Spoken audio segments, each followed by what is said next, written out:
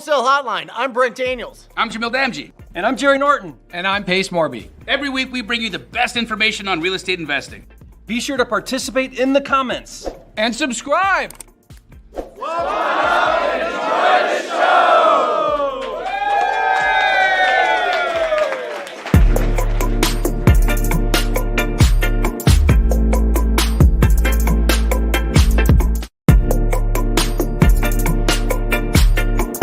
So thank you so much for calling Wholesale Hotline. Wow, that's great.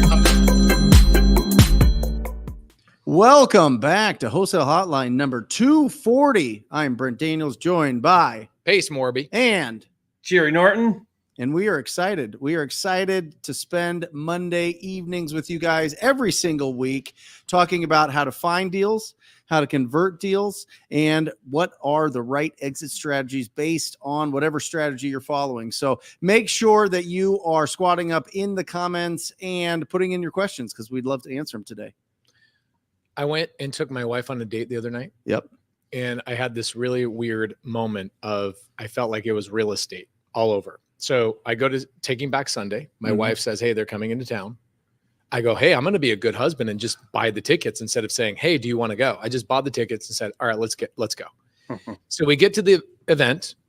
It's the Mullet Arena in downtown Tempe. Shout out Mullet Arena. Okay. Crazy. And I get over there. I go, all right, I'm going to be really smart. I'm going to take my tickets and I'm going to look at the map of the arena and I'm going to try and enter in the perfect door to take the perfect shortcut to go in the right door to then get to my seats with as little amount of steps as humanly possible. This is a lot of oversight here. There's a lot of thinking here. Yes. And then I'm sitting there 15 minutes outside the building.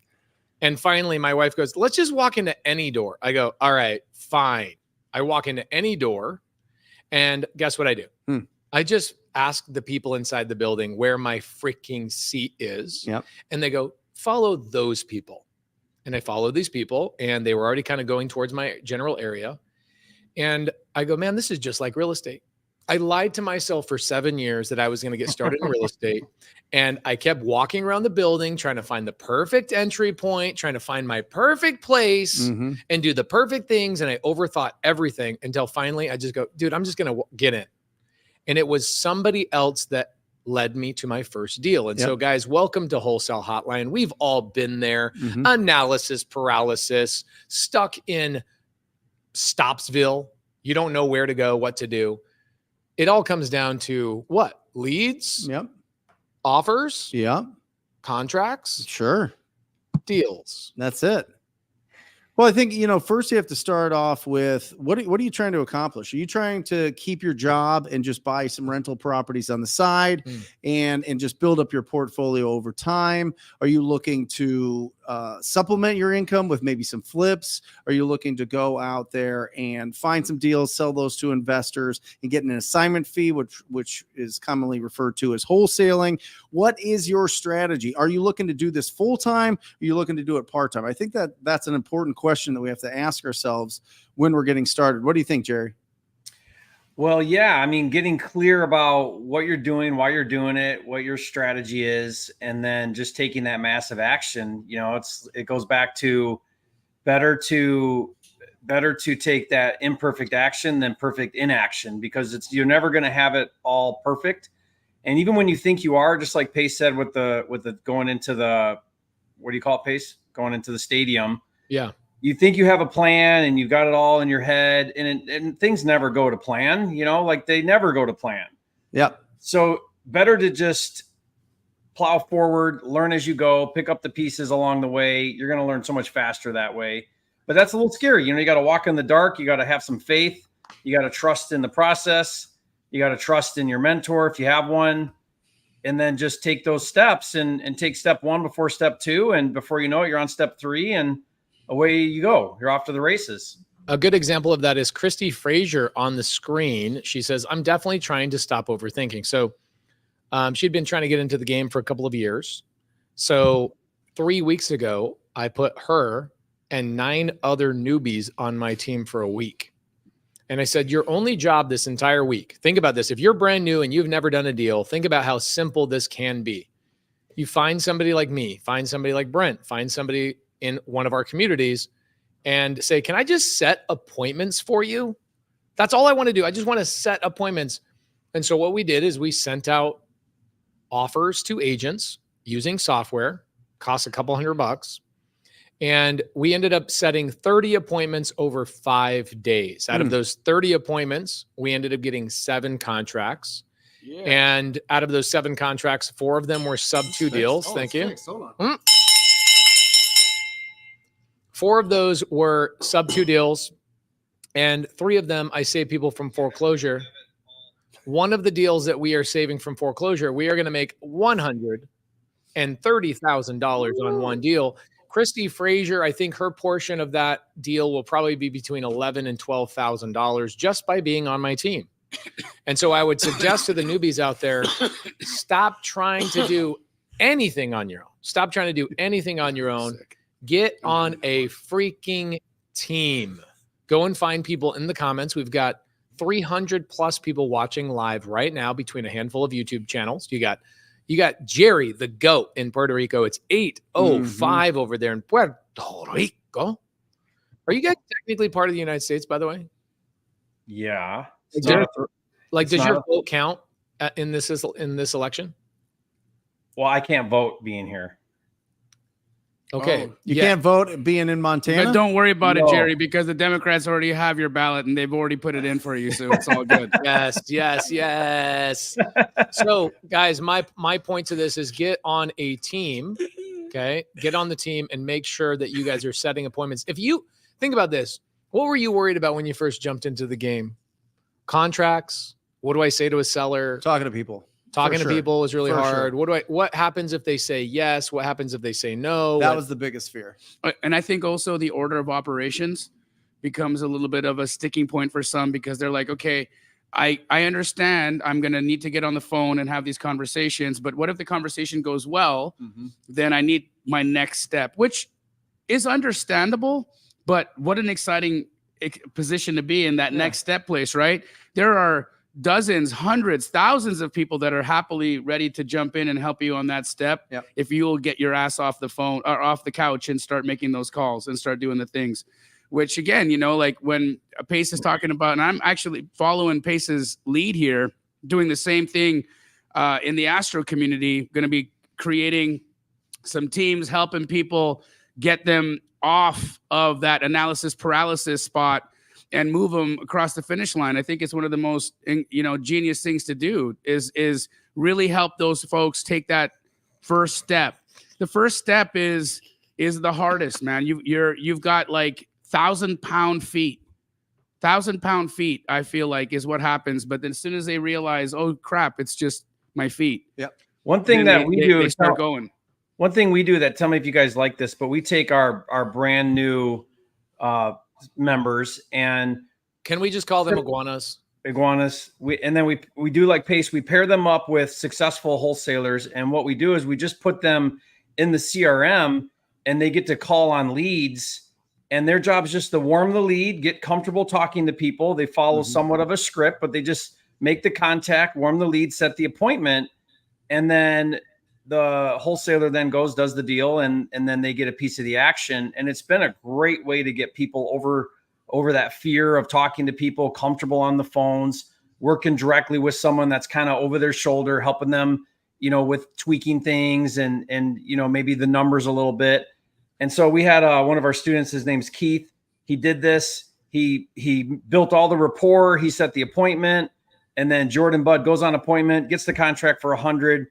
Ends up assigning it for 140, so $40,000 assignment, and then kick back Keith like $3,000 or $4,000 just for warming the lead, right? Like getting an appointment. And so even that, guys, like if you were to get on a team and you said, hey, let me call your dead leads, let me do your follow-ups. All wholesalers have a CRM full of follow-up leads. And if you could just get in there on your own time, call on those, see if you can drum up something, it's an awesome way to get started. Can I give a little shout out to Brent Daniels today? He has a new t-shirt he's wearing. I want to make sure we point this out. Brent, what the heck does this even mean? Maybe Jamil can ring the bell for this amazing. No, you speak first before I ring the bell. I got this book for graduation in the year 2000 from Brian Mahoney. Mike Mahoney, my best friend's dad. And I read this and it broke my brain, and I ran right out and I screwed everything up, like literally everything up. But the interesting thing in chapter 5 here, if you didn't know this, he talks about doing a wholesale deal. He calls tying it up and replacing himself in the purchase agreement. Yep. And I remember reading that as I was door knocking out, going to find deals for Derek Jar, who was my original investor doing flips. And then I realized what wholesaling was, and it totally put me on this incredible path. Well, they want me to coach and teach at Rich Dad. So I am the new. Let's go, Brent. Yeah. And so really, I mean, it's really exciting. It's a local company. They've been here. I've been following Robert Kiyosaki. I've bought every single book. It's been really a huge part of my life. And to be able to bring it full circle and to be able to represent that brand is something I never thought would happen when I had a 400 credit score. So when I had all the cars repoed and all the foreclosures happen, I never thought in a million years I would be in this position. Are we able to retire the TTP name and officially call you Brent Rich Dad? No, I like the Daniels TTP. today? I like the TTP. How can you get rid of that? That's amazing. I think that TTP is a part of me. That's the Okay. motto. Are they right? are But they that'll be your- are they going to write a follow-up book called Strong Dad Weak Dad? That's it. Yeah. Yeah. And it's all about just workout routines Or and protein. Asian dad, white dad? Maybe. I don't know. Maybe. So it's really exciting, guys. I love you all. It doesn't it's really exciting. Congratulations, Yeah. That's really great. Thank you. Great, really Yeah, great. so- Yeah, I can't wait to see where you take this, Brent. What's that? I can't wait to see where you take this. Thank you. Yeah, it's a huge The opportunity. moon, and I bro. really love Take it. it to the Yeah, moon. You for got sure. this. For sure. Well, I mean, there's so many people out there that don't understand how to wholesale right, how to find really good deals, how to have conversations with property owners, how to negotiate.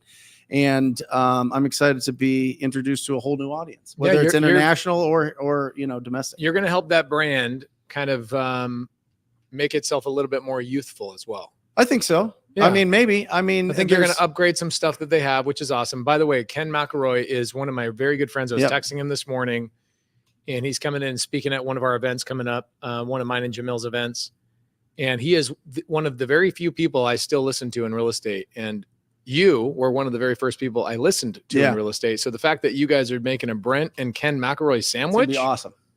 That's awesome. Bananas, as you would say. It's bananas. It's bananas. Can I run a situation by you guys? real quick? Yes. Yeah. All right. So last week we locked up a deal, and it was owned. This married couple bought it 25 years ago. They separated, never got divorced. They're both on title. He then went and had a new relationship with his girlfriend, kids raised in the house, some issues there with legal issues going on with his girlfriend and himself, and he passes away. The wife that's on title calls us, wants to sell the house. The girlfriend that's lived in the house for 20 years called another investor and put together a contract with him. Yeah. She's not on title. She had no right to do that. She's not on title. She has a will that she put together, or that apparently he put together, that put her on title, but never put her on title. Okay. Is this Arizona? This is here. So they'll need to go to probate, and then she will. There's no probate because it's right of survivorship. She's still his wife has lived in another state. They're still married, or technically until obviously he passed. She's still on title. So what's wife want to do? She wants to sell it to us. She has the right to sell it. Right. The girlfriend doesn't. That's kind of right. It sucks for the girlfriend though. But Holy moly! Not only that, And she had to sleep with this guy for 20 years, and she gets nothing. she tried to light him on fire one time. Get out of here. I swear, with lighter fluid. Didn't work. Where's apparently. the house? It's in Glendale. I remember Anyway. when I was surprised by these stories. Right. You know what I'm saying? But Like 12 years ago, I'm like, no way Here- that happened. But look at all the moving parts here. We've got another investor that's going to put a memorandum on it. Oh yeah. Oh, Right? Yeah. This will be a great YouTube video. He's going to put a memorandum on Okay, it. yeah. Okay. Is his name Sam? We've got a solar lease that he put on the property that we don't know if it's a lease or he bought it. Okay. Okay. We got it at a decent price. And then she's still living in the house. So we would have to evict the girlfriend that's lived there for 20 plus years. Oh, it's terrible. I love it. Okay, so here's what I would do. I love Pace's opinion and Jerry's opinions on here. I think you buy the house from wife, close it, evict. You're not worried she's going to burn it down? I get it insured. Okay. Get that insured for sure. Yep. And go and do you buy it before you know if there is a lease that needs to be paid off for the solar company? Yeah, I think you'll need to renegotiate again. Here's my honest to goodness thought, because of the hairiness with the girlfriend and the lease. If I'm you, I would go and get an additional $20,000 off your purchase price on this thing, and then I would give the girlfriend 10 to leave. Right. I would give her 10 to leave. Yeah. And then if the lease is not paid off, you got another 10 in there to help you with that. But I would give the girlfriend 10 to leave and say, look, I'm sorry you got a bum deal here. This isn't the fairest thing. I would love for, I'm going to give you this 10, but here's what I do need from you. I need that released, that memorandum released. And so you need to call the people that you signed a contract with and just let them know you didn't have a right to it. And so help us with that. But I want to do right by you because I think this situation kind of sucks that you didn't get anything here. And as a what bystander, if she wants 50?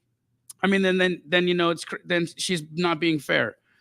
Because she doesn't have a right to any of it. Right. A legal right to any of it. She thinks that she does. Well, I mean, because of squatters' rights what is that called? Well, it's adverse possession. That's it. Yeah. She has adverse possession, and she might win that. She might be able to argue adverse possession in there because she's been in there for 20 years. Right. Is it adverse because she tried to burn the guy? Maybe. I think Jamil's got a great answer. What do you think, Jerry? I mean, did you get your memorandum recorded before the other one? No. Are you gonna? Probably. I would make that an urgent matter because if you're in front of that one, then it won't matter though, because it'll still cloud if they put one on, right? And are the people that are putting the memorandum on it known to you? No, we're talking to them though. You are? Yeah. They seem reasonable. We'll see. Yeah. Yeah. I think he got a really smoking deal from the lady. Okay. And so this is like, it's like you know what I mean? Yeah. Please make a YouTube video about this. Biggest deal. Please record every conversation you have with the attorney. Yeah. Make a series about this. We need to see this. Yeah. Hey Brent, that's pretty whack, but it still doesn't beat my chopped off head story. No, I don't know that beats your chopped off There's head. 2 stories that I'll say I think are the grossest stories I've heard of in real estate. Your severed head, Jerry, and Pace's shovel the lady off the floor story in Superior, Arizona. Those are the two. Oh, and then me, I think mine's the third was when I held the dead lady's hand who turned into soup in her bathtub. You guys remember that? I walked into it was a duplex in Mesa, and Raphael, a local wholesaler, was selling it to me, and he'd been on this deal for a while, and he made an appointment with the lady to come in and see it. And we had a time and whatnot. And, he'd been there so often and he knew where she hid the key. Yeah. Because she would just say, let yourself in, and she was friendly with the guy. Anyhow, we're there. We're knocking on the door, but there's no one answering. If I had let my spidey senses actually tell me not to go in the house, I would have. But I was, I don't know. It was hot outside. I wanted to get in there. I wanted to buy the deal. And so I was like not paying attention to the signs. Yeah. But as we're knocking on the door, I keep hearing sounds like rocks are being thrown at the window, like little pebbles hitting the window. And I'm like, somebody's in there. Yeah. Maggots. There were flies. Yeah. Massive flies. And as we walked in the house, I just started getting hit in the head with flies. Flies were just bouncing into me. We go into the bathroom and there she was. If she died in the bathtub, she became soup because and you sit, you're in a tub in a water for a week, Yeah. So guys, if you're enjoying this, hit that like button. Here's a great question from my friend Landon Moore. Landon Moore joined Subto a couple years ago, not doing deals. He's an engineer in the daytime, starts cranking out deals. Now he's at a point where he's doing 7 to 12 deals a month. A lot of creative deals, a lot of cash deals. Got a great team. Is he dispoing? These are acquisition. He's direct to agent. He's doing a lot of agent. Yep. Okay. So he does a training inside of Subto every Tuesday called Closers Cafe. He does a great job. Love Landon, good leader, amazing guy, good friend of mine, playing golf with him on Saturday, actually. And he asked a great question that I don't think I have the answer to. Okay. And I don't know how did Jerry get pulled off the stage? I dropped. He says, if my team is doing, oh, you did, you had to fart or something. No, You can just hit the mute button, Jerry. Oh, Okay. Is that what you do? If my team is doing 7 to 12 deals per month wholesaling, what are some actionable items to increase that to 15 to 20 per month? Is it systems, adding acquisition specialists, et cetera? Now, I will let you guys answer this, but I want to answer it first because I think Landon will go do the thing. But going back into my 11 years in the business, coming on 12 years in 2 months, there's no way you're going to convince me to go to 15 to 20 deals a month. There's no way. I'm not doing it. I think that there's a good equilibrium for my personal personality that I do not want to be Doug Hopkins. I do not want to be that guy. However, there are people that are built different than me. They're better than me at those things. Jamil does, I don't even know. All his 65 locations are probably averaging 300, 400, 500 deals a month, somewhere around there. I'm not sophisticated enough to do that, right? I'm dumb. And so, Landon, I love you. I'm glad we get to collaborate, and I'm glad I get to buy deals with you. But I am not the guy to answer this question because you're not going to convince me to go to 15, 20 a month. I've got a little bit different strategy. Like today, I sold a house. I've owned it for 5 years. The property made me $550,000 in 5 years of me owning it. And I'm rolling it into a bigger property. And so if I were you, Landon, I'd give you different advice. I'd say, how about this? For every 12 deals you wholesale, you should buy a Subto deal and put it in your portfolio and save the money on taxes, save the money and get your tenants working for you. I know you're doing this already. I know you have properties in your portfolio. You're doing a great job of that. I know that. I'm just saying, do you really want to go to 15 to 20? That requires more delegation. That requires larger teams. That requires all sorts of things. Now, Landon, you won't be able to be on the call anymore. You'll have to do more training for people that are on the calls. And for me, when I started hiring acquisition people, that is when wholesaling became not fun for me. Personally, that's my personal thing. I don't want to work with American acquisition people because they are temporary solutions with my personality. Brent Daniels has done an unbelievable job keeping and retaining amazing top-tier talent. And Jamil Damji, I don't think anybody on the planet has a better culture in his wholesaling business than him. So I'm going to let the actual people answer this question. I think Jerry's probably a little bit more on my side because you're flipping bigger projects, you are doing hotels, and you're wholesaling a lot, but you're not wanting to build a massive team. Even though you have 5 territories, I don't think you want to have big teams. So Brent and Jamil, I believe this question is for you. I'm happy to kick it off. Yeah. So Landon, here right off the gate, or right out the gate, here's what I think. Deal volume is a vanity thing. Okay. So 7 to 12, 15 to 20, that doesn't mean you're necessarily making more money. Okay. It doesn't, because you could increase your overhead substantially if you have to add new people to do that. And so your profit margins might come down. And so we don't want to do that, right? We don't want to just look at deal volume and say, I want to increase the number of deals we're doing and think that's going to actually mean we're making more money. Are you saying that it's not so much about length, it's more about girth? At some level, yes. Yeah. It's how well you use it. Got it. Yeah. It's how well you use it. I bet somebody's been telling me that for a long time. I finally figured it out. How much, I don't have enough. I don't want to, every time, yeah, if Jerry listens to me, if he continues just hearing the things I say, he's going to have another baby. Yeah. So I got to stop. But Landon, here's what I think you could do. You could look at the 7 to 12 you're doing right now and say, how could we gain more efficiencies in it? So how do you create more value in a deal? Well, one of the things that you could do is look at some of your acquisition strategies and say, are we buying these deep enough? And how is there a possibility or is there a process we can implement that could help us create more value in our already existing deals?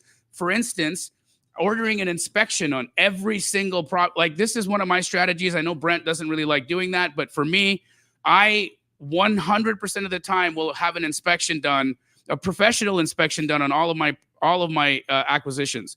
Now, what that allows me to do is to determine if the price that I actually offered in the first place is really valid. If I have the opportunity to create more value by pointing out or seeing other situations that I didn't account for in my original number, I can get a renegotiation. I can retrade and get more value out of that deal. Honestly, this is such great advice. And the second thing I would do is, instead of looking at hiring more people, because you already have an existing operation that has, I'm sure, dispositions attached to it, why not add another lead generation technique like JVing? Instead of going and creating, again, adding more people, you've already got the list. You're already sending out deals. Why not have one of your people already there, or hire one dude whose job it is to network, create JV relationships, and go out there and co-wholesale with people so that you can increase your profitability without having to increase your overhead. So for me, that's how I would make more money in your business right now. I wouldn't worry about going to 15 to 20. I'd say, how can I increase the value of my already existing business? And then how could I bolt on another revenue stream with my already existing team? I like this. It's like the Dairy Queen advice. It's like, should I open another location, or should I start selling hamburgers while people are already coming for the ice cream? Yeah. Sell them the hamburgers, right? Yeah. And you have one location. You're not having to hire a whole new staff. Just implement a couple of different procedures in the same building. I really like this advice, bro. I wasn't expecting you to go this route. But I think that's the smarter way to go Time in about Canada does you well, dude.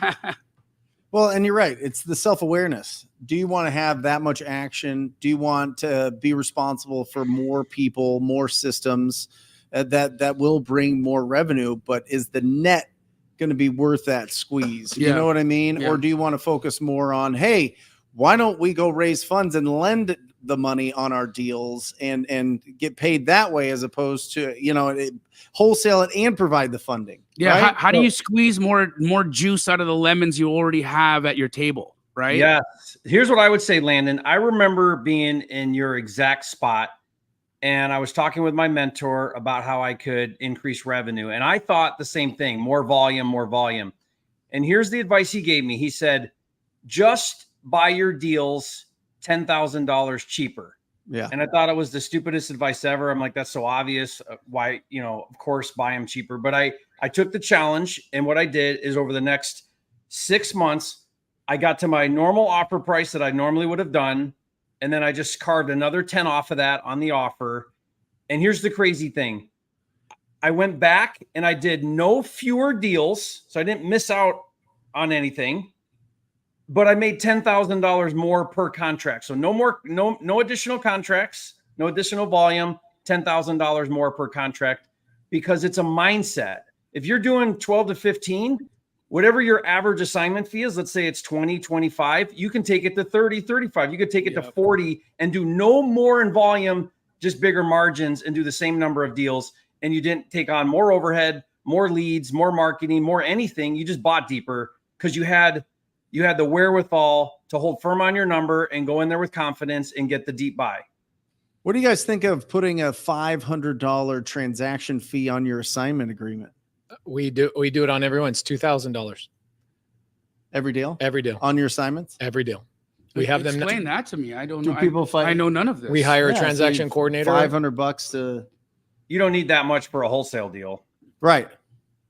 But you Creative charge deal. $2,000. But We it's charge- on a creative deal. It makes a lot of sense. On a creative yeah. deal, creative On a creative subto, deal. seller finance, lease option deal, executory contract. It's so paperwork heavy. There's so much there that you charging You $2,000 want to hire is a the deal. right. You want to hire the right girls that are Yeah. doing the thing, and so they charge. I pay them $1,500, and then I make $500 on the fee. So Okay. it's very similar to what Brent's doing.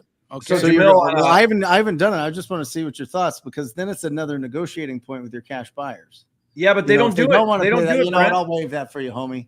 Yes, leverage. Instead of I them love going, it. hey, take a couple grand Yeah, off. it's kind Take of a couple grand off. it's how Cap Fund always deals Uh-huh. with me on my because I'm the homie, right? Right. So I'm like, hey, how come how come I get the same loan terms as Brent Daniels? What the hell? Yeah. Just No, I get it. and they'll say, you know what, man, we'll waive the point. Yeah. We'll waive the point. All right. So And I'm Brent, we put right in our assignment, cash buyer agrees to pay transaction coordination fee of $500. And I swear 9 out of 10 times, they don't even question it. They just sign the assignment and it gets added on to the closing statement and they pay it. Guys, that's a way, Landon, if you're doing 10 or 12 deals a month, that's another $50K. Yeah. And that's just to the bottom line. You know what I mean? I mean, that doesn't cost you anything more. And so it's just, if he's doing 10, 12 deals, he's making 500. That's $5,000, right? Yeah, but I'm talking through the year. Oh, like if he does 100 deals, I Yeah. just kind of round it Yeah, up. yeah. Yeah, I mean that's phenomenal. That's phenomenal. But I think he got great advice out of this. This is great. Landon is here local. He's got a thick mustache. Landon, you are always welcome to go over to Jamil's office and just sit there all day long.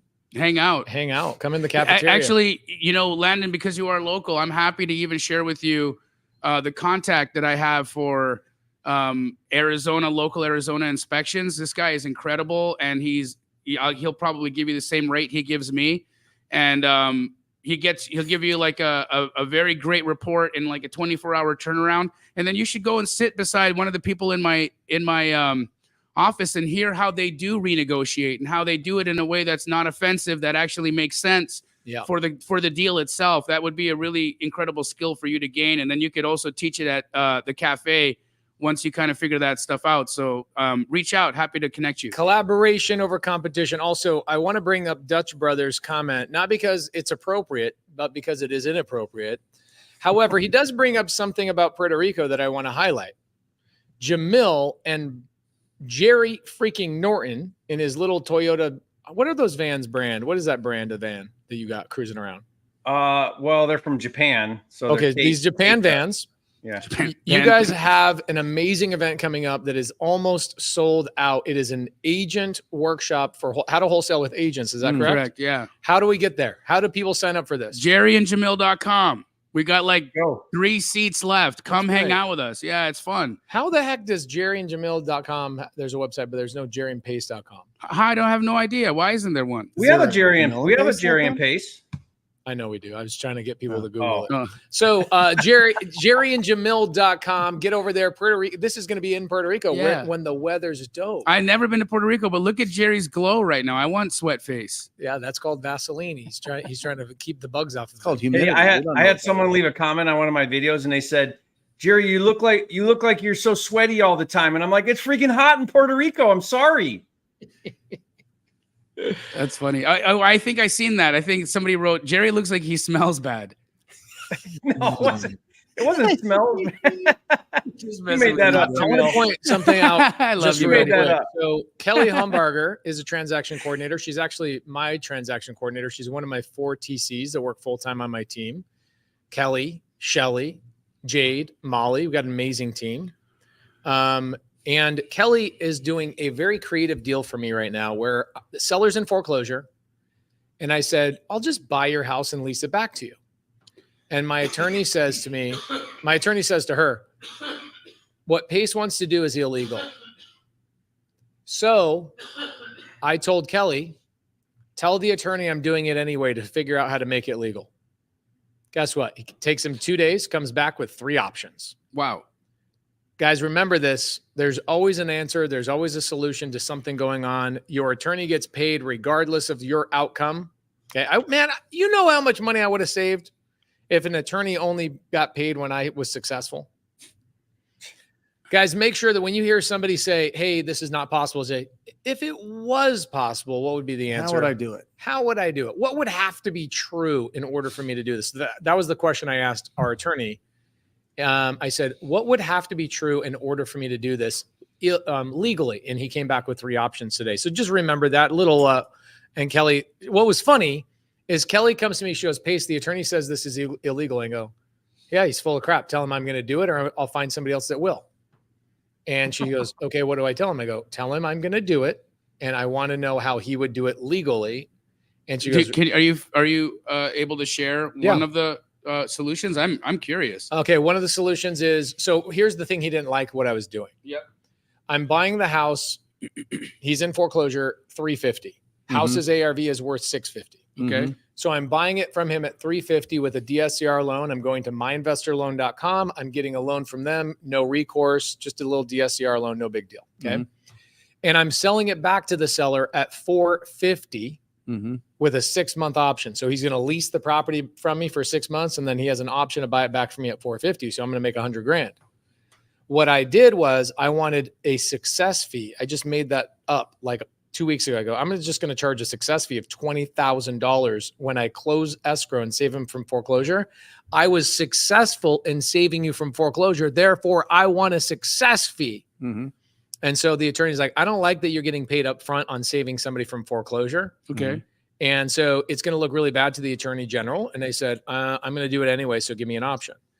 So he says, why don't you go to the original note buyer and buy it directly from him directly? So here's what's happening. Tim, the seller, bought this house originally on seller finance 3 years ago. Okay. Got it. Okay. Yep. So the seller, Steve, the original seller, Steve, sold it to Tim, the existing seller now.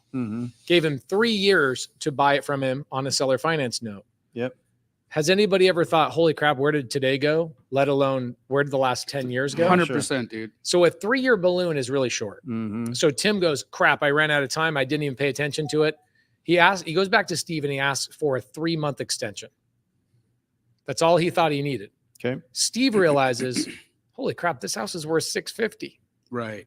I'm going to foreclose on you. What does Tim owe right now? $350. Got it. Yeah. So he has $350. So I'm coming along and buying it. So there's so many creative ways to make money in real estate. Like I'm learning. How's he gonna buy it back, Pace? How's he going to buy it back? So I gave him an option where I'll seller finance it to him, Okay.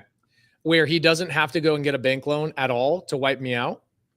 And how am I going to make my money? He gets a bonus in March of $80,000 at his company, and he's assigning his bonus to me in March of $80,000. And so I'm getting covered and making my profit by March. If he does that by March, I will seller finance it to him. If he doesn't, then he's got to execute a loan on his own. Okay.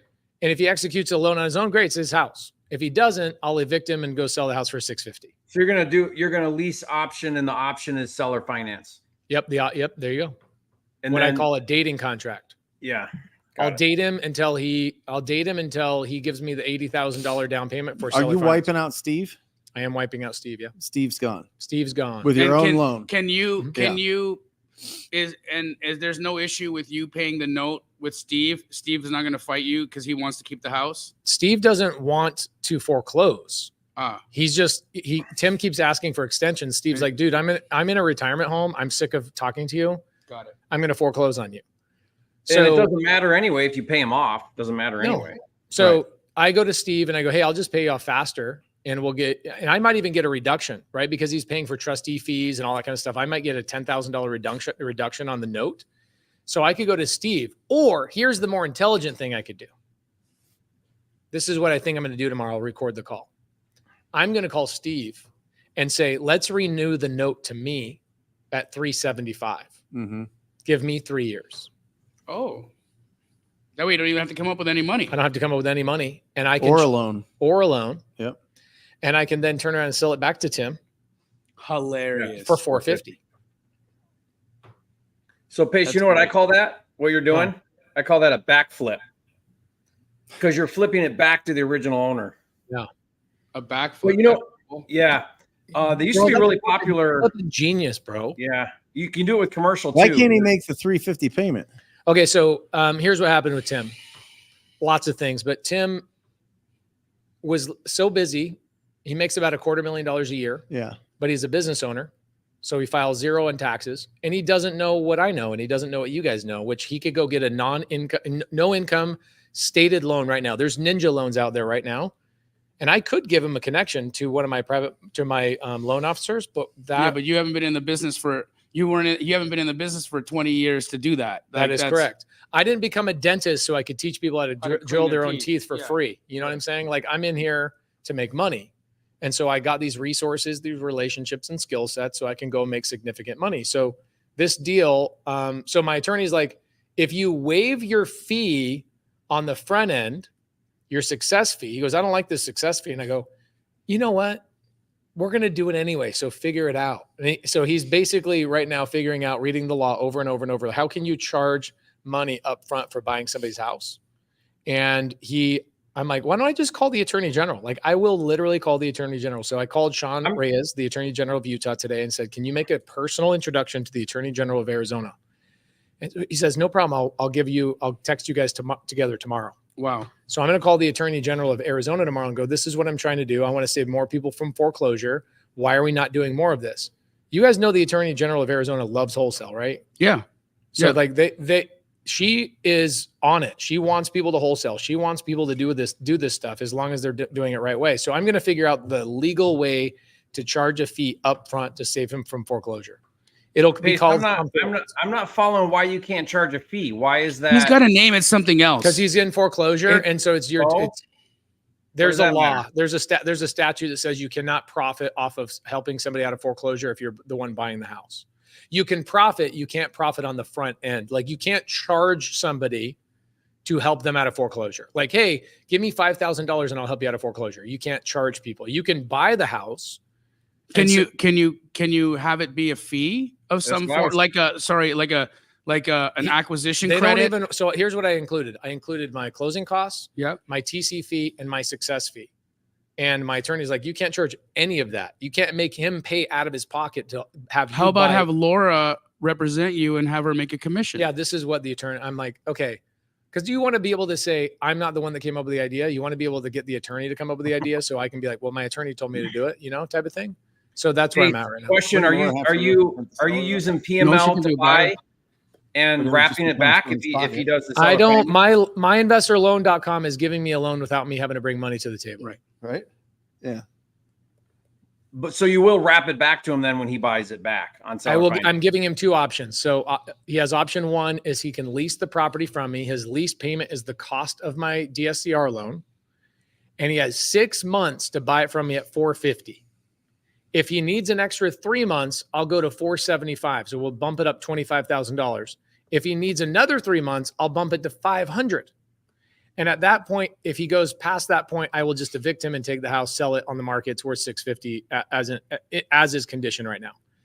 Yeah. So you'll have to wrap it though if he comes through with that. If he comes through in March with his $80,000 bonus, then I'll just seller finance the deal to him and he can cover the DSCR loan. And what I'll do is I will hold the deed. So I'll just be doing an executory contract rather than actually, yeah. So I won't technically wrap it to him. I'll hold the deed and he can, yeah. So I'm fully protected. Guys, totally off topic. You keep talking about wraps and Kelly's last name has got me really freaking hungry. Yeah. Humbarger. Yeah. Humbarger. She's killing it, dude. She's doing great. Super proud of her. Kelly. She just moved into her first sub-2 deal. Yeah. She just moved in there with her baby and her boyfriend, and they're on the west side over there. I think they got a 3-bed, 2-bath house. Maybe it's a 4-bed, 2-bath house, and she's got her very own office for doing transaction coordination work. Dope. Nice. A year ago, she was working for a real estate group. I talked to her in community camp. And they were like, she told me all about it. Scam. Yeah. Now she's moving into a sub-2 deal. Her whole life has changed. So good. It's hey, incredible. Jamil, when you come out to Puerto Rico, you're going to have to try our iguana coconut curry. Guaranteed to give you diarrhea. It's a little chewy. I don't like the sound of any of that, Jerry. Oh wait, you're gonna feed me iguana meat, Jerry? Yes. Yeah, but it's coconut curry. It's delicious. You can't just call something a curry and then think I'm gonna like eating it. If you made it out of if you made it out of socks, you can't be like, here, try my sock curry. Some cow tongue. It's got coconut in it. Yeah, it's got coconut. Have you had it before, Jerry? We just tried it. It was disgusting. Okay. Oh my God. Okay, so is that the first iguana meal you've had? No, we keep trying them all the time to come up with something. You can't do iguana jerky or something? I haven't tried that.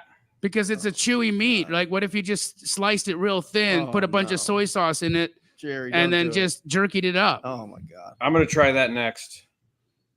You could. There is so many better things to eat besides iguana Yeah, but jerky? Well, no, I'm gonna figure it out. slaughtering them at mass. Well, they're an invasive Yeah. species. Yeah, so he should be able to eat the meat. You know, I'm There's- Yeah. still waiting on my wallet.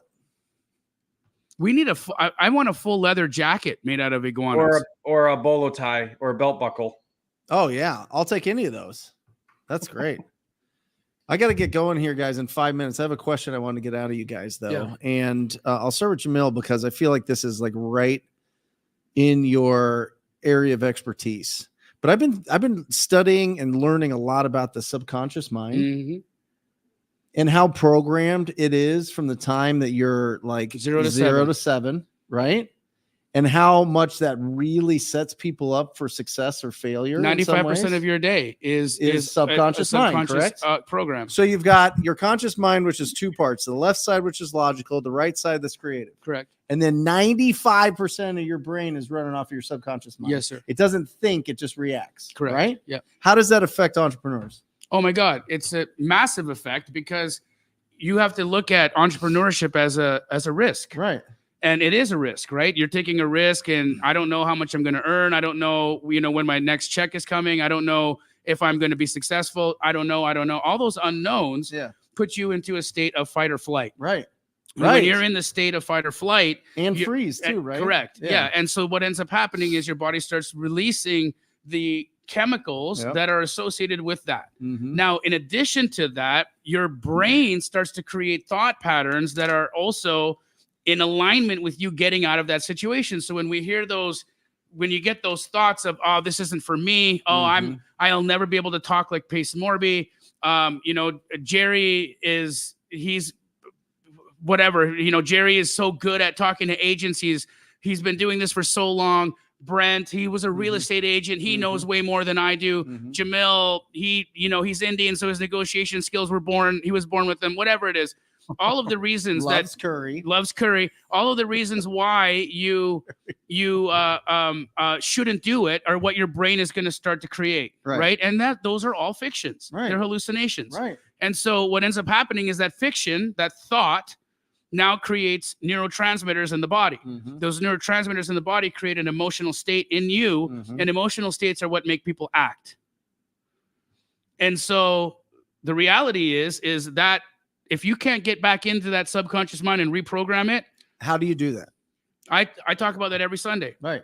There's so many different ways to reprogram the subconscious. You can do it through meditation. Sure. You can do it through affirmation. Sure. You can do it through identity shifting, right? Because at the end of the day, who you think you are is how you think. Right. And because if you think a certain way, and then those thoughts create emotions from the neurotransmitters that are a product of that, you can hack that. You can change that. You can get into that state and you can reprogram it. Most people are running on Windows 95 right now, an antiquated operating system. The number one thing that I saw, and you're going to love this, is you have to change your environment. Absolutely. How do you change your environment as an entrepreneur if you don't hang out with entrepreneurs? Well, how do you change how do you become a real estate entrepreneur if you don't hang out with real estate entrepreneurs? Can I show you a visual? You go to jerryandjamil.com and you get to Puerto Rico. Pacer, are you able to share your screen on that? Yeah, I can. Can you go to YouTube and look up metronomes synchronizing? Metronomes synchronizing. Okay, give me just a second. jerryandjamil.com. Every single meal will have a little bit of iguana in it. It's going to be iguana jerky, iguana muffins, iguana tacos, iguana what else? Coconut curry. It's going to be delicious. Yeah, show that.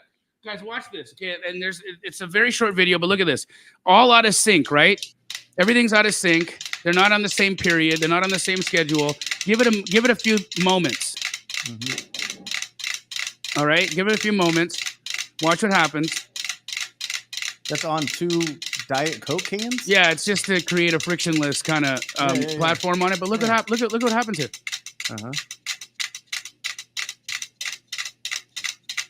And so what does this mean? Okay.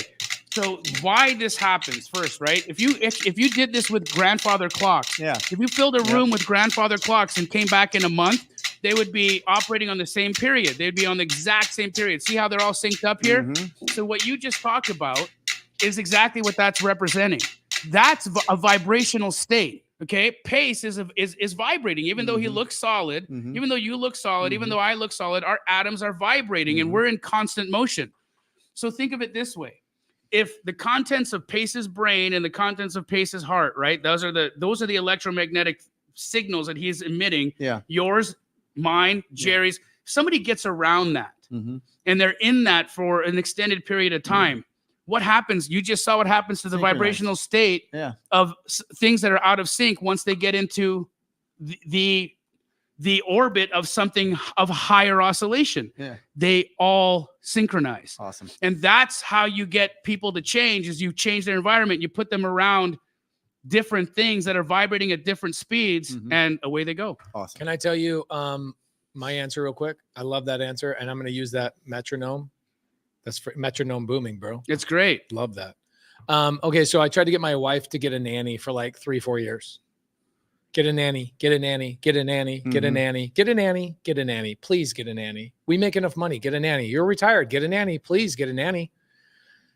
I go to dinner one time at Jerry Norton's house, and I'm sitting there talking to Jerry, and over in my right side of my ear, I hear Anne Marie saying the word nanny to my wife. Nanny. Nanny. Nanny. Then we drive home. I'm like, man, how great are those people? They're the greatest people on the planet. My wife goes, I think we should get a nanny. And I said, what do I think I said? Great idea, honey. Great idea. Wow. Jerry, thank you for synchronizing my metronomes. Guys, I gotta go to Boy Scouts or Cub Scouts or something. I don't know. Hey. But love you guys. Love you, brother. Right. Hey, congratulations on Rich Dad. That's so amazing. No, you're good. You're here. Go here. Get in the middle. All right. Metronome booming. Okay. That's Jamil, cool. that was great, dude. Thank you for that. I'm leaning forward a little bit more now that those massive 22-inch arms Love you, are not bro. in my freaking way. Massive arms.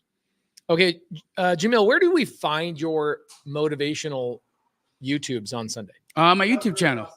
Thank you. Yeah, youtube.com/Jamil Damji. Come check them out. Every Sunday, 1 o'clock PST, I do a talk. And these are topics that I research. Like I go and I think about things that I'm dealing with or situations that I'm going through. You know, Pace, it's a 1-year anniversary of me being in the hospital with my neck broken. Wow.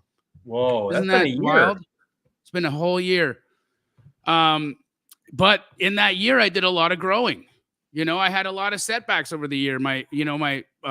Unfortunately had my marriage fell apart. My health fell apart. I was having trouble with business. There were so many things that were going around for me in my world that I really had to do a lot of growing. But what a year it's been. And I'm so grateful that I'm on the other side of it. And I have my greatest friends and these allies that I have in my life to help support and be around me, man. Thank you. Love you, brother. Love you back. Love you. You've been there for me in some of the worst moments of my life. I'll always be there for you. Always, always, always. By the way, we've been working on getting your boy Joe Dispenza into a community meetup. We're working on it. The answer is yes, but give me some time. Yeah. So I'm going to have you introduce him to 25,000 people in our community. Let's go. When we do a private Zoom. If you guys are wanting to see Jim Quick on Wednesday, Jim Quick, everybody in Astro, everybody in Jerry's community, Subto, Gator, Top Tier TC, and TTP, we are bringing in Jim Quick on Wednesday for an hour in a private community setting. So go to own2025.com. It is completely free, nothing to sell. Just literally thinking, we've got the election coming up that's stealing everybody's brains. We've got everything coming up that is just robbing everybody of their attention and their time. Thanksgiving, stress with your family. The whole entire world slows down to shop and spend money. Christmas, New Year's. And then usually people don't really get back on their dreams until about January 15th. And so what we decided to do is to put together some of the greatest names in the world to help you guys build momentum. Okay, Nathan Harris says the name again, please. Own2025.com. So we want you guys to own 2025. How are you going to own 2025? Is come to the 7 sessions we have planned. Jim Quick is coming in Wednesday. Dan Martell is coming in the following Tuesday. I've got Cody Sanchez coming in, Ken McElroy coming in, Dean Graziosi coming in, and we are working on Dr. Joe Dispenza, Tom Willwright for taxes to wrap up the whole year, talking about how do you pay $0 in taxes. And it'll be the last week of the year to give you enough time to talk about how can you save money on taxes with one of the greatest tax professionals of all time. And we're building this up so that you guys all have momentum, and we try and pull your attention away from all the negativity that's being thrown your direction. It's virtual. Daniel Velasquez, sadly, we have 25,000 people in our collective community, so that would be really hard to do that physically. It will be Wednesday this week. Own2025.com, OWN2025.com. And you can get there if you are in the community. Make sure you select which portion of the community you are in, and you can get into the VIP for free. Okay, nothing to sell. There will not be a single thing to sell. I know a lot of people are doing challenges and all that kind of stuff, and I do challenges too, but this is one of those things where we just really want to help you guys build momentum going into 2025. Brilliant, dude. And awesome. Truly, you've got some of the greatest thought leaders in the space attending that. So I think that is absolutely necessary, guys. It's necessary for you to show up to that and go in and go in and learn, like, what is a guy like Dan Martell doing right now to prepare himself? What is a guy like Jim Quick doing right now? I mean, yeah, Jim Quick is the memory guy, but he's so much more than that, right? What are leaders in their own right doing right now to prepare themselves for what's coming around the corner? I think it's beautiful. Yeah, and I've got Ken McElroy is a personal coach of mine. I've hired Ken multiple times. We've been friends over the last 4 years, and really grateful for my relationship with him. But he is a guy that's worth a couple $2 billion. Jeez. He's a guy that gives away millions of dollars every single year. He has a director of philanthropy full time. Think about that. How many people do you know on the planet that have a director of philanthropy in their real estate business? Yeah, only him. Just to give away real money. So he actually recruited the lady that was the head of philanthropy at ASU. He recruited her, paid her double, and says, give away all my money. And that's the guy you want to learn from. Make so much money you can give away more than what most people will dream of even retiring from. And I sent him a text this morning. I said, I would really love it if you would come onto this thing. I want to know why somebody with 10,000 units is going to go buy another 10,000 units. I want to know, why are you doing this? Give me the logic. What's the motivation? I understand. We all have these big engines. Jamil has a big engine. You're going to be revving for the rest of your life. Jerry, you got a big engine. You want to go and rev. But why the heck is a guy who's already reached billionaire status saying, I want to go double my holdings over the next 10 years? This great question to ask him. And I don't think it's going to be financially motivated. I don't think his answer is going to have anything to do with making more money. I think a guy like that wants to make more impact. If he can make another $1 billion, how much can he give away? That is correct. So right? Amazing speakers. Jim Quick is this Wednesday. He's going to be talking about how to retain information, how to learn more efficiently and effectively, because a lot of information going into your brain about wholesale, flipping, buying and holding, creative finance, cash offers, all the things, it's really challenging. So he's going to be talking about how to do that efficiently.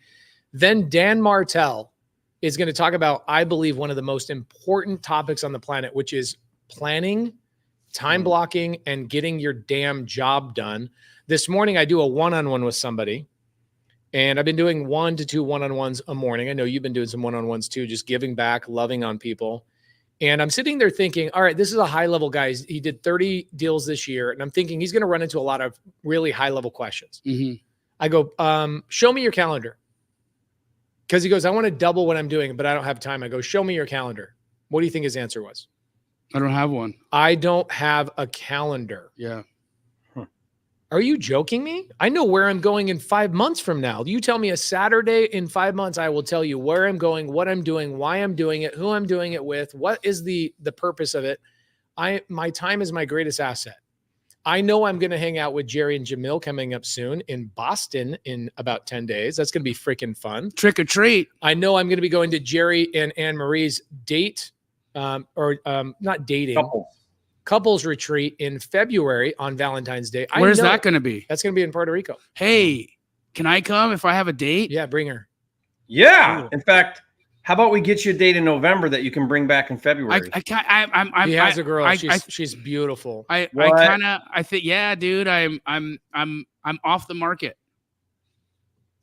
So all right, let's go, Jamil. She's gorgeous. She's coming to Boston. You're going to meet her. Yeah. And, Okay. and did you know that for Owners Club, he's going to be doing date night for us on one of the evenings in Boston with Anne Marie. We're going to be. Let's go. Yeah. What night? Pace second. I think the second. I'll have to check my calendar. Yeah. That I actually have. So my point is, you guys are sitting out here going, I want to do more, be more, have more, but you don't even have a Google Calendar telling you what you're doing and why you're doing it. And I said, he goes, well, my wife really feels like I should be spending more time with her. I'm like, bro, do you feel like you spend a lot of time with your wife? He goes, yeah, I feel like I do probably 20, 30, 40 hours a week. I'm like, bro, you don't need to spend more time with your wife. You need to spend more effective time with your wife. And I said, call me up again in 3 weeks. I want a one-on-one, and I want you to, I pulled up in my calendar. I said, here's why I make this blue, this red, this yellow, this goes here. This is done for all these reasons. He's like, oh my gosh, I literally have 30 wasted hours a week because of this. And I'm like, okay, everybody has time. If you ever tell me you don't have time, show me your calendar. The thing about the people who say they don't have time, it's, again, they're obviously not organizing themselves correctly, but what they've done is they've created the mental obstacle that they're unwilling to actually remove until they shatter that belief system, right? Yeah. Because that's a completely contrived, that's a made up, that's a story, that's a lie, right? It is a story. Correct. It's a story, and you can change the story. You can absolutely change the story. Okay, last thing I need to announce that's very important. Well, we have 455 people on here. We are doing the largest meetup we have ever done in Central Park, New York City. New York City? Right after the Boston retreat. Jerry, Norton, Jamil are going to be up there in that area. I'm going to be sticking around in the Northeast for about 3-4 more days. And we are going to be doing a free meetup in Central Park. If you guys are anywhere near Central Park, go to whereispace.com and you will see all the meetups that I'm going to, all the places I'm speaking, why I'm going there, etc. And you can RSVP. It's going to be a free. You got to get a permit for the Central Park thing? We do have to get a permit. Last time we did not get a permit. We had 300 people show up. We had police on horseback come in and break down our meetup. We had to go over to Sal's Pizza and basically buy up all their pizza. We swarmed the streets of Manhattan. It was unbelievable. And so this year we're going to be doing it again. We do have a permit. And we are going to be having one of the greatest meetups of all time. Central. You ever thought about having a meetup in Central Park? It's gonna be sick. Insane. Christian says, when? Christian, do me a favor. Whereispace.com. Scroll down. You'll see the date. You can click on the RSVP. Whereispace.com. Okay, cool. Do I need to bring a date to Boston? No. You can come to date night with Jerry and Anne Marie in Boston, even without a date. As long as you are in Owners Club, you will be able to be part of date night. So we should have about 300 people participating in date night here in a couple of weeks. What are we going to do on date night, Jerry? He's not allowed to tell you. Him and Anne Marie are curating an experience for all of us. I think Jerry's going to be cooking brownies or doing something nice for us. I don't know. Angie and Dom Milanazzo will be there. A lot of people will be there as well. Kelly Humbarger. Kelly, if you can get Shelly, our other transaction coordinator, to come to Manhattan with you, I will pay for your flight and your hotel to come and spend 2 days in Manhattan. If you can bring Shelly with you. Okay. And also bring also Jade Jarvis, guys. I know a lot of you guys know Jade Jarvis on my team, and Taya.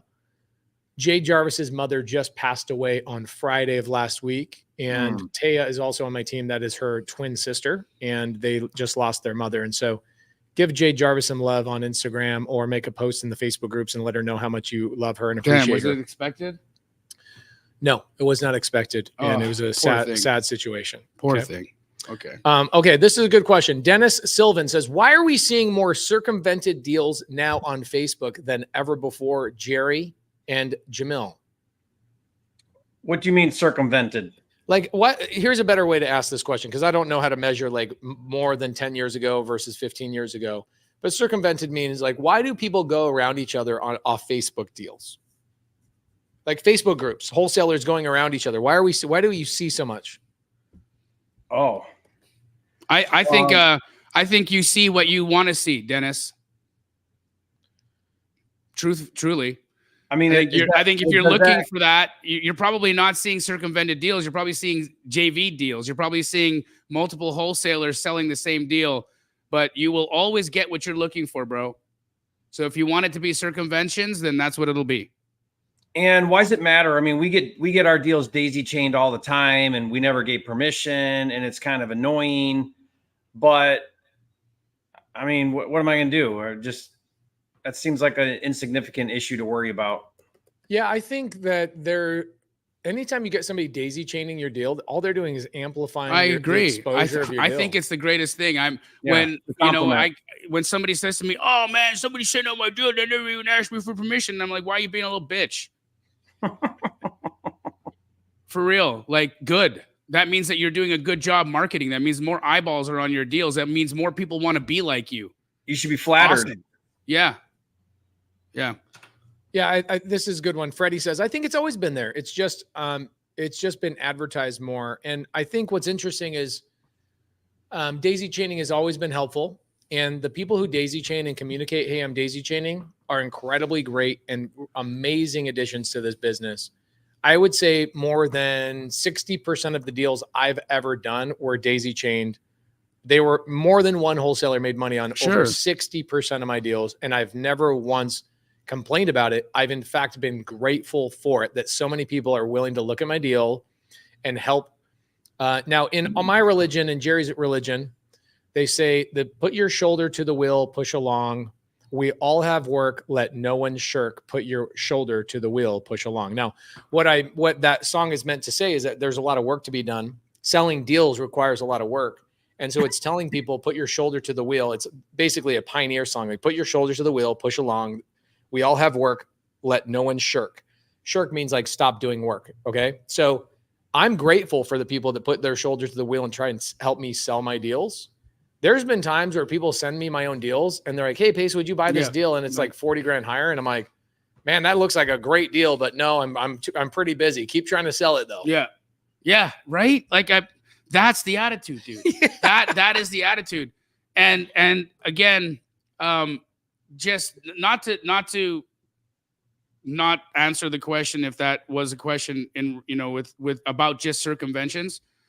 I also think that you get what you are sometimes. And so, I've done a lot of deals. Jerry's done a lot of deals. Pace has done a lot of deals. You know what I don't get a lot happening to me? Backstabbing, crazy. You ever meet those wholesalers that are like, you talk to them and they tell you a whole story of what happened to them in the last month, and it was all just negative. Like, I got stabbed in the back here, I got circumvented on a deal here, I got cut out of the deal here, I got my buyer stolen from me over here. Okay, it's really interesting that so many negative things are happening to you. So interesting that so many negative things are happening to you. Could it be that the world is reflecting to you the contents of your thought patterns and your heart? What you focus on, you get, and it expands. It's like when they say, there's no deals in my market. Jamil, I'm in such and such New Jersey. I just got this one the other day. I'm in New Jersey and there's no deals in New Jersey. Yeah, you're right. You're totally right. We just had a New Jersey meetup. We were there at 1 o'clock in the morning, standing out, eating food in the street, had 400 wholesalers in Jersey. And I was like, where are y'all wholesaling? They're like, Jersey. Yeah. Jersey, yeah, Jersey. Also, yeah. Galen, congratulations, $25,000 deal. Just what Jerry is saying. At one point, I remember Galen being inside of this studio week after week after week saying, I just got to get a deal. I just got to get a deal. I just got to get a deal. And then he started taking action. And he's closed multiple deals. Today, he closed a $25,000 deal. I'm going to close my ears for this one. Bada bing, bada bing. And John McAllister, good to see you, brother. I hung out with him in Penn State. You had lunch with him as well. He's awesome. He's so great. He says, whether you're looking for vultures or you're looking for hummingbirds, you will find them. It just depends on what you're looking for. Okay, plenty of deals out there. Is just and King says it was a genuine question, buddies. We got it, and we gave a genuine answer. Thank you so much, brother. Everything you want to learn is on the other side of action. That is very, very true. Okay, Jerry, I see your hotel, the Looking Glass Hotel. I'm curious. I know that you don't do a lot of cash flowing, like YouTube videos. Why have you not? Why is this? I'm curious as your friend, because I ask for your advice on YouTube. Why would you not break down the numbers on that deal? Are you not? I did. You missed it. I did. I watch every video of yours naked. I know, in the shower. Yes, my wife won't jump in the shower with me unless she can hear Jerry. Nobody's ever told me that about my stuff. Yeah, Jamil's a little jelly about that pace, just so you know. Your seller calls are some of the best, or your agent calls are some of the best and the best, bro. Well, watch them naked. So you did break down the numbers on this hotel? Yeah. Are you happy with the hotel purchase, and are you going to continue to purchase more stuff like that? Oh, good question. I'm right about to refi out of my first and second seller carry positions. Hopefully next month we refinance out. So that's been crazy brain damage because it's a Puerto Rican bank. There's only 3 banks on the island. So that's been, I've learned so much going through a refinance on the island here. Are you going to pull all of your cash out that you have into that? I'll get it. So I'm doing my first position's 1.25. My second position's 1.25. So 2.5. I'm doing a $3 million refinance. So I'll get some cash back. I've got $1.5 million of cash into it. So you're going to leave $1 million in, essentially. No, because then I'm getting a $3 million tax credit that I can sell for 95 cents on the dollar. So I'll get all my money back plus some. It's like I flipped it, but I kept it. So you'll make more money on the tax credit than the hotel. Oh yeah. How did you? Is that because you did a deal in Puerto Rico? You get the tax credit. So that tax credit's different than the one I do that for income. That one is a hospitality tax credit that if you do 7 units or higher, then they give you 40% tax credit. Sharon says, take notes, Pace. Jerry is talking about positions, and I appreciate it because my wife is actually on the live right now. That's so good. Thank you. By the way, I'm going to tell you guys straight up. My wife and I were having a hard time getting pregnant, and then we moved into Jerry Norton's old house, and we got pregnant twice, like back to back. And all I did was have to sneeze next to her. It was like the Norton dust was in the air. It just happens. Thank you for that, Sharon. The clouds part. Hey, Jerry, I'd love to do a video with you on the tax credit thing. I know that I can't get those in Puerto Rico, but I'd love to do a video with you on the tax credits, and maybe can somebody like me? Yeah. I don't want to buy the tax credits. Can I get tax credits if I'm in? Yeah. If I'm so that one, you don't have to be a resident or anything. That one you can just do from the mainland.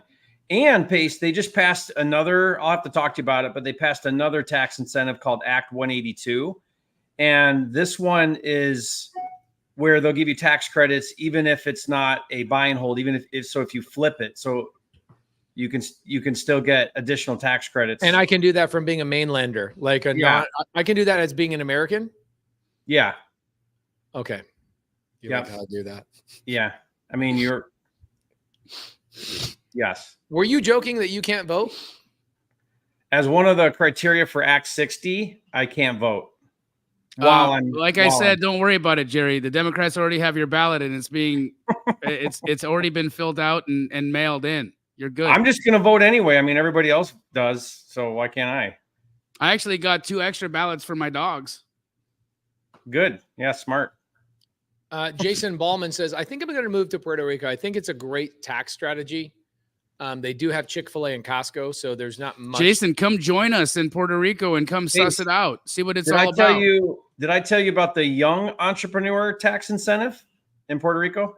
Would I? So get this. If I'm you're officially older than most people, so yeah, you don't does this work? qualify. Dang No, it. but a lot of people listening might. So if you're under the age of 35, you got to live in Puerto Rico, follow all the rules, 6 months and 1 day, and have residency. The first $500,000 in taxable income, zero income tax, zero capital gains, under the age of 35. So Jared does it, my oldest. He's doing it. That's ridiculous. Do you income split with Jared?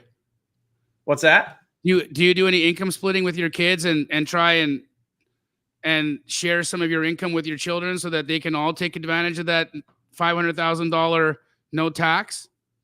I don't think they're old enough. There's probably I don't know. That's a good idea. I should put 500 in every one of them. 100%.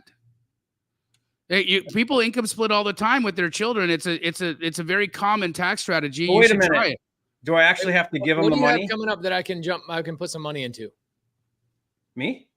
Yes. What do you have? Why can't I partner with you on cool stuff? Jump in on my big giant deal.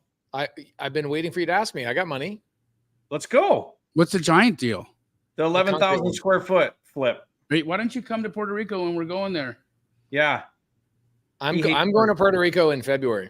Okay. You gotta take Puerto Rico in bites. You can only go to Puerto Rico once a year? Yes. As an American, my passport only allows me to go to non-American places one time per year. Jamil, he came in August and he complained about how hot it was, and he lives in Arizona. La Huncho says, Pace, why did you delete the new video? What new video?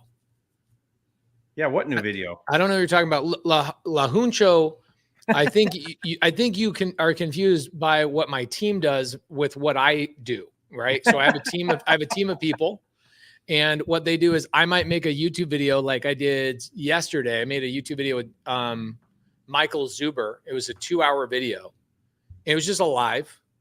And then my team asked me this morning when they came into the office to go, hey, why did you do this video and what are you doing? I'm like, because it's my YouTube channel and I'm going to do what the heck I want. What's the question? Go, oh, no, we just want to make an updated thumbnail and an updated title.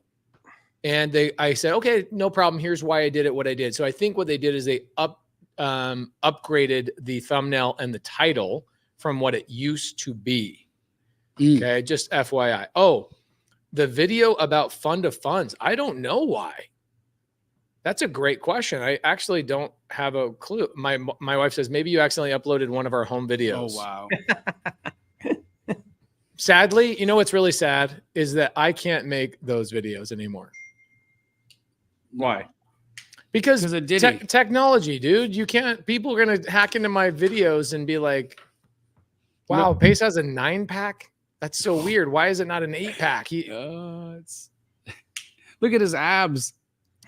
So guys, this is why you marry the right woman. Just FYI, she'll come on your podcast and she'll make dirty video or make dirty comments. This is what you do. You marry the right woman. You know what I'm saying? Okay, cool. So Jerry, are you raising money for that deal? How can I write you a check for $100 grand? Yeah, for sure. I know you don't need $100 grand. You're rich. I need to raise like another $1 million to finish it.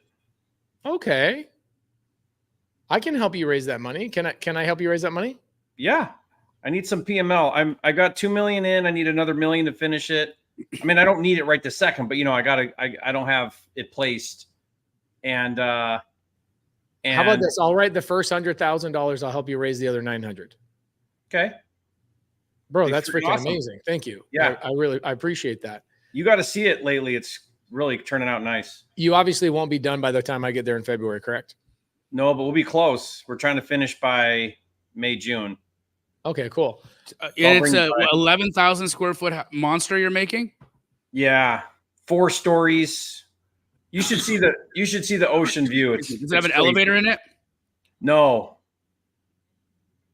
Here's a good question. But I don't need one. Callie says, are there any opportunities coming for non-accredited investors anytime soon? Yes. Email invest@subtofund.com. I got one of the greatest messages of my life today. Okay. I love these messages. I got it from Ted Head, ironically. His last name is Head, and his job is head of fund. He is the head of subto fund. And he says, hey, just so you know, this week we're distributing $175,000 to our non-accredited investors. And so I did take on non-accredited investors in a deal last year. I will take non-accredited investors. What's because the minimum, Pace? Their minimum is $2,500. $2,500. Yep, you can get into a multifamily deal with me for $2,500, and more importantly, I will give you a multifamily education for free alongside it. And so basically, other people, you'll own real estate with me. You'll get to learn from my fund, and you'll learn how to go find deals and negotiate multifamily deals. I see other people charging $100,000 for multifamily mentorships. I'll give you $100,000 quality education for a $2,500 investment into that you'll make money on. An actual deal. So email invest@subtofund.com. I'm going to say that again. invest@subtofund.com. So yes, I will do that. I do it so I can teach other people how to do it. Here's a good question. I understand how to wholesale. I believe the contracts I kind of got, but I'm worried about the money. How would I go about? I'm scared to get into any debt. Do you get into debt with wholesaling? You absolutely do not. Dark Wolf, the beautiful thing about wholesaling is that you actually get the money to fund your deal from your buyer. And so wholesale is that entry-level strategy that you can do that allows you to buy and sell real estate without having to come to the table with any money. You might need to put down an earnest deposit. That's the one part that people don't typically talk to, but even that you can find help with. There are, I'm sure, hundreds of Gator lenders in the chat. You could, if you're a Gator, put a Gator in the chat right now so we can prove to our new watcher, our new person here, just how easy it is to get your hands on earnest funds. And so you can do wholesale. You can buy and sell real estate without needing any of your own capital. People will actually come into the deal and help you fund your EMD. That's one of the greatest things about wholesaling is that you can become a real estate investor and it doesn't require you to have money. How fun is that? It is crazy. I was sitting here. I went to a property that Laura and I bought 5 years ago, 2720 North Sterling Avenue in Mesa, Arizona. You've been to the house a bunch of times. We still live there for a little bit. Mm-hmm. That house had, in 5 years, less than 5 years of owning it, has made my family $550,000. One house, 5 years, $550,000. And I look at that and I go, I was curious, what is the average? I want to know from you boys. What do you think the top 1% of families in the United States retire with in retirement savings? Top 1%. The top 1%? Yes, not average. I'll give you average. Average family retires 2 incomes, 40 years in the workforce. One family, 2 incomes, 40 years. Their average retirement savings is $336,000. 40 years of putting money into a retirement savings.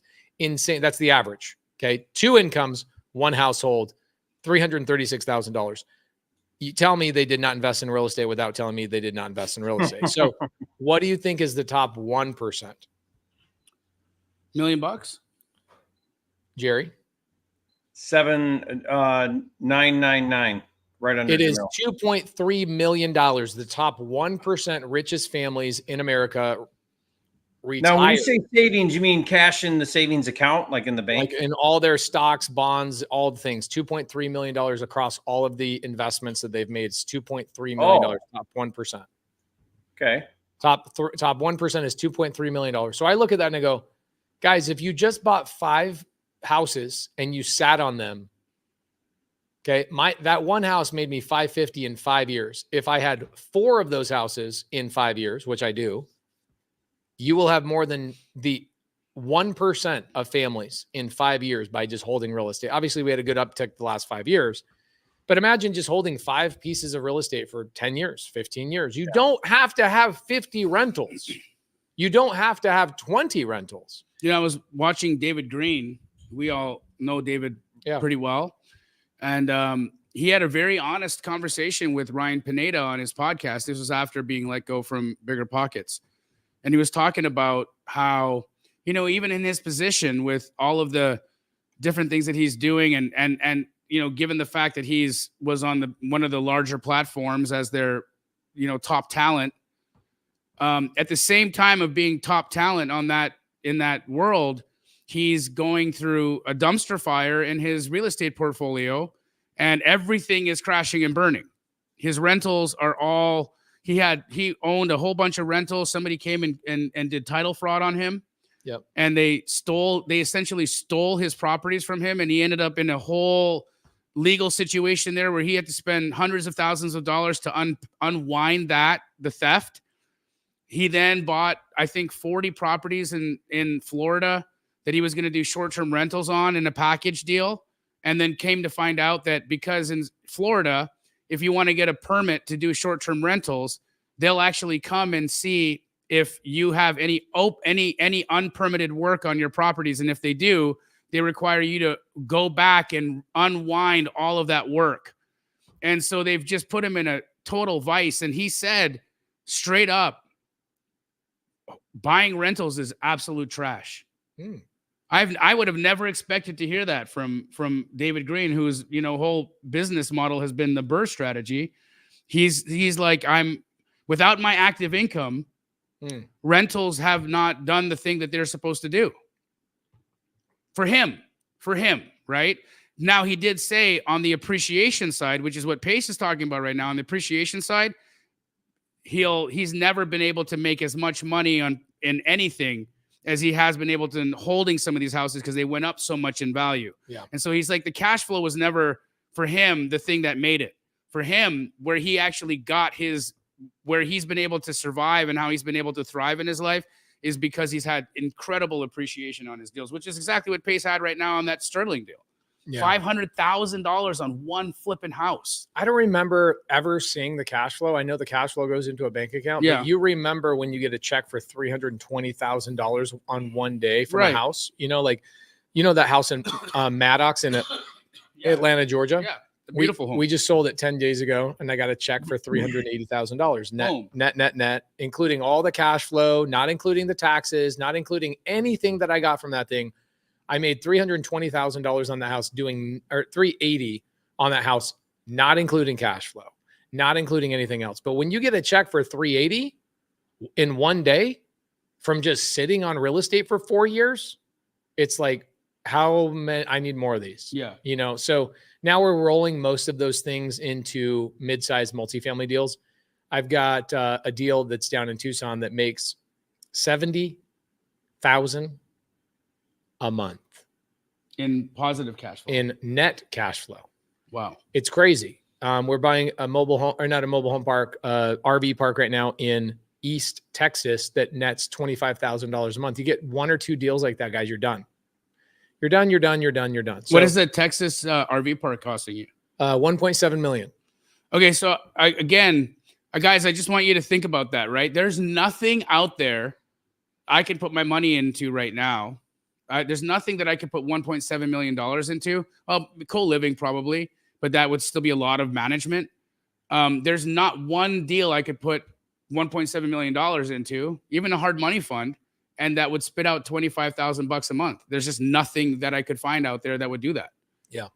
And it'll go up in value and we'll improve it. It's being mismanaged right now and it still makes $25,000 a month net. So it's, my single family properties, I say this all the time.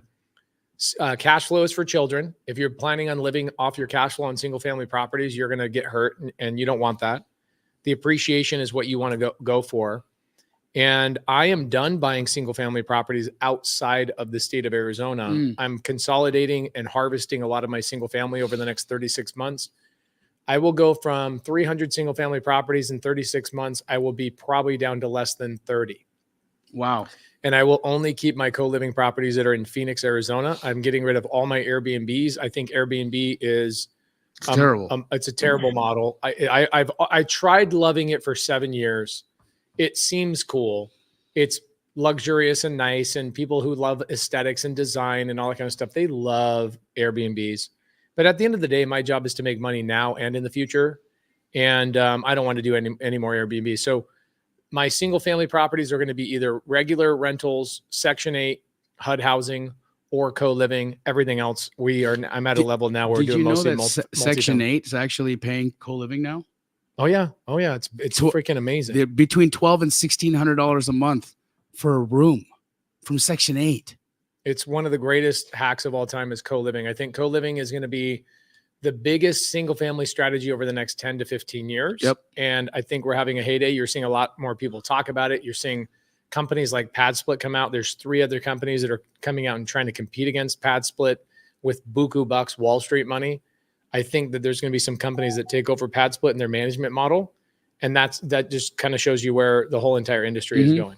Lisa Cox says, Pace, will you sell or finance? No. There's a really important video I made today. It's called Equity, or it's called My Return on Equity. So the house on Sterling has $320,000 in it tied up, and the property will only cash flow now that my Airbnb is dead on it. It will only cash flow $4,800 a year. So think about that. If I have $320,000 tied up in a house and it only cash flows $4,800 a month, That's the worst.